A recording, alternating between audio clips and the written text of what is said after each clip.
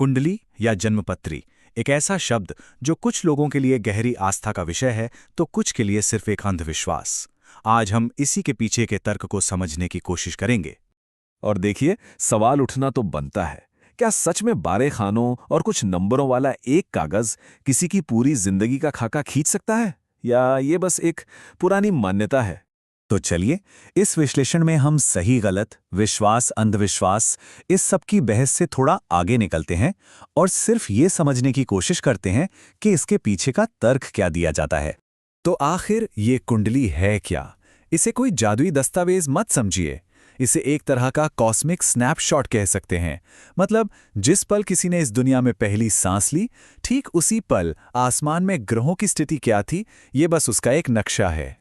ठीक है, ये एक नक्शा है, पर सबसे बड़ा सवाल तो यही है कि लाखों किलोमीटर दूर बैठे वो ग्रह वो हम पर असर डाल कैसे सकते हैं।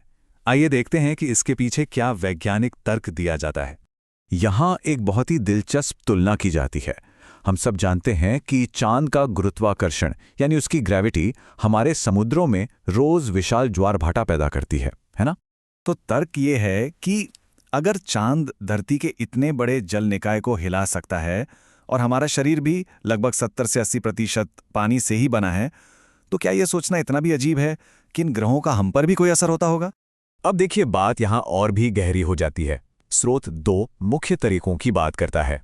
पहला तो हुआ गुरुत्वाकर्षण, जो शरीर के पानी पर असर डालता है, और दूसरा ग्रहों से आने वाली इलेक्ट्रोमैग्नेटिक तरंगें, जो हमारे दिमाग की न्यूरॉनिक वेव्स को ठीक वैसे ही प्रभावित कर सकती हैं जैसे कोई बाहरी मैग्नेटिक फील्ड इलेक्ट्रॉनिक गैजेट्स पर असर डालती है। तो ये सारी जानकारी एक कुंडली में रखी कैसे जाती है?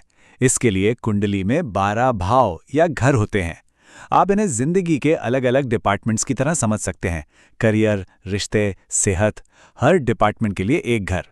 जैसे पहला घर बताता है कि इंसान का व्यक्तित्व कैसा है, वो दुनिया को किस नज़र से देखता है। दूसरा घर धन और परिवार से जुड़ा है। तीसरा घर हिम्मत और कम्युनिकेशन का है। तो चौथा घर मन के सुख और माँ के साथ रिश्ते का। ऐसे ही ये 12 घर मिलकर जिंदगी की एक पूरी तस्वीर बनाते हैं। लेकिन अब आते हैं सबसे जरूरी बात पर, और जन्मपत्री से जुड़ी 2 सबसे बड़ी गलतफहमियों पर। पहली बात, ये कोई पत्थर की लकीर नहीं है, ये भविष्य का पूर्वानुमान है, कोई अटल भाग्य नहीं।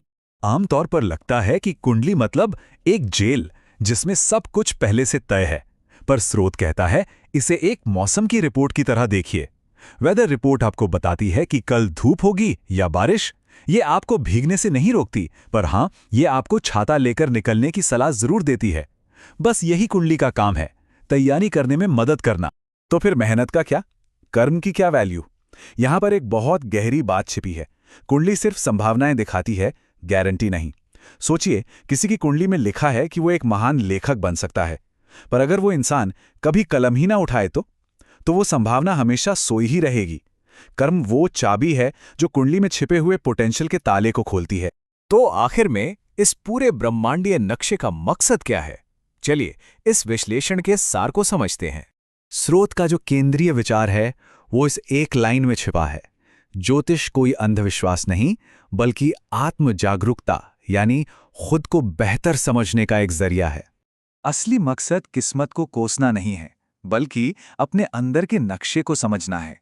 जब किसी को ये पता चलता है कि उसका मूल स्वभाव क्या है, उसकी ताकत क्या है, उसकी कमजोरी क्या है, तो वो अपनी ऊर्जा को सही जगह पर लगा सकता है ना?